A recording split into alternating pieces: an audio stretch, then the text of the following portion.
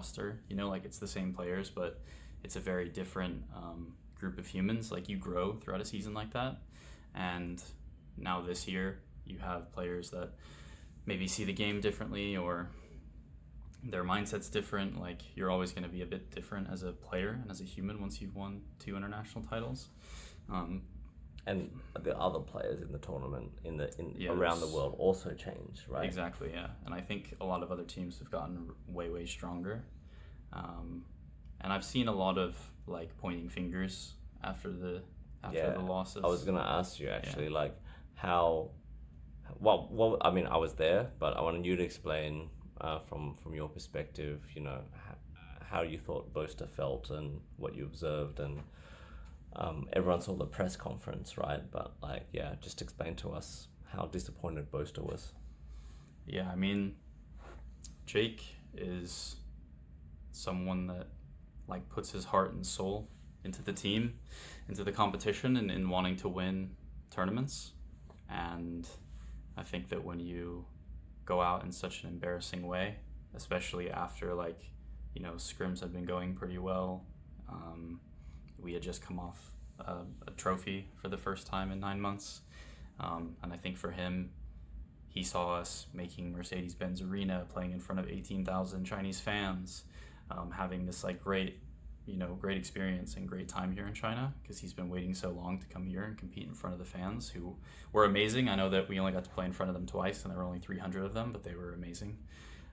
But it means so much to him, and I think everyone could see that pretty obviously once we had lost the game.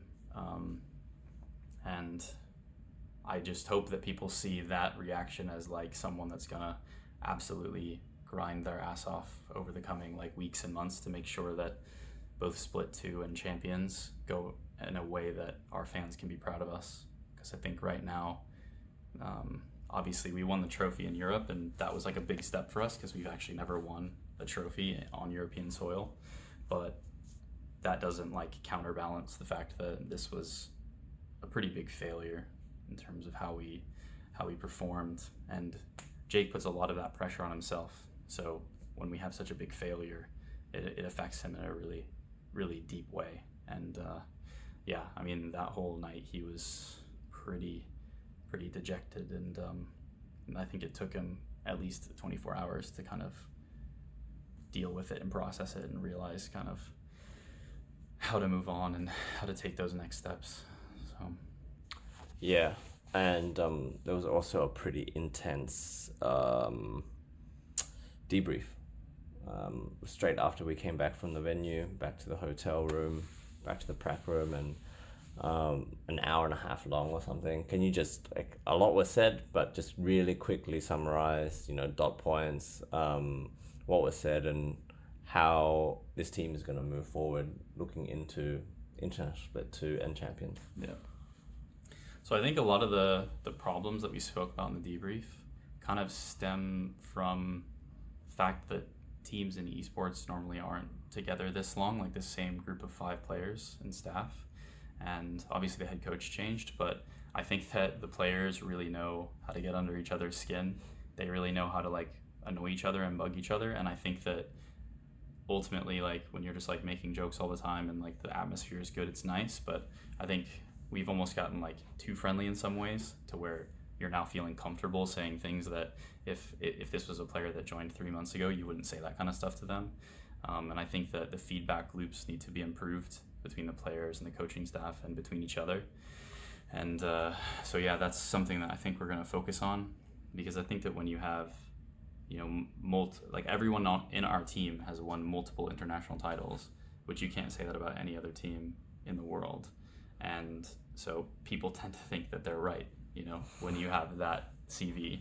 And I think obviously that was going to be a challenge for Chris coming in, Elmo Putty coming in, to have to kind of gain their respect and work with them in that way.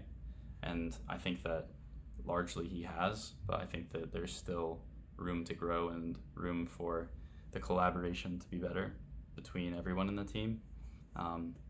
So I think that's something that we're going to work on when we get back, is like how we speak to each other, how do we give each other feedback, and how do we listen? Because I think that sometimes that was a big we point. have a big problem with listening. And like it goes from the high strategic things all the way down to the can you be in the lobby at this time for this thing, which they weren't that bad at this event, but yeah, I think you've got to be able to listen to the people around you and to the leaders around you, because I think that our team is unique, and I think we actually have a lot of leaders in our team, both within the staff and within the playing staff. And but yeah, if you don't win the games, then none of that really matters. So yeah. So final kind of thoughts and messages to all the fans watching this interview.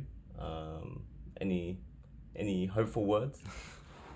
Yeah, I mean, and I know people, don't like when I talk about this, but like we're still in a very good position for champions. Like our goal is always, or at least my goal for the team has always been that we peak at champions. And I think that from the start of the year, we've seen a lot of improvement. Obviously, this was like a bit of a step back from that improvement, but I'm hoping that people can still see that like this roster with this staff still has the capacity to win things, and that, I'm not panicking. So I would say the fans, you also shouldn't be panicking. I think that if things were like falling down internally and it was like going really poorly, then I would be a lot more concerned. But I think that, we've seen what we can achieve and the levels that we can hit, and we can still hit, I think, similar levels to what we hit last year. It's just all about consistency. And I think that's what Chris talks about a lot, is that if you watch our series in this tournament, we showed extremely dominant, good maps. But then we also showed, the last map on Ascent, which was like the worst version of ourselves. So against the team we had already beaten. So basically all I'm going to say is... It's so funny that right now both our Valorant and League team have the same issue. Yeah. But basically to the fans, I would just say, like, keep supporting the boys. I think that, like, Chris and Jake especially are getting a lot of hate right now from the community. And so I would just say trying to give them as much support as you can, because as much as, they try not to read that stuff, it does get to them in different ways, whether it's like someone else telling them about a post they saw, or one of their teammates being like, oh, did you see this? Or they could put up a brave face, but you never know, right? You never know what's happening on the inside. Yeah, exactly. So, and I think that when you guys do send nice messages to the players and to the staff, like, they see that as well. And they're like, oh, it's good to see that people still support us and are still like hoping for the best. So yeah, we're very confident that we'll make it to Seoul and that we'll put up a good performance.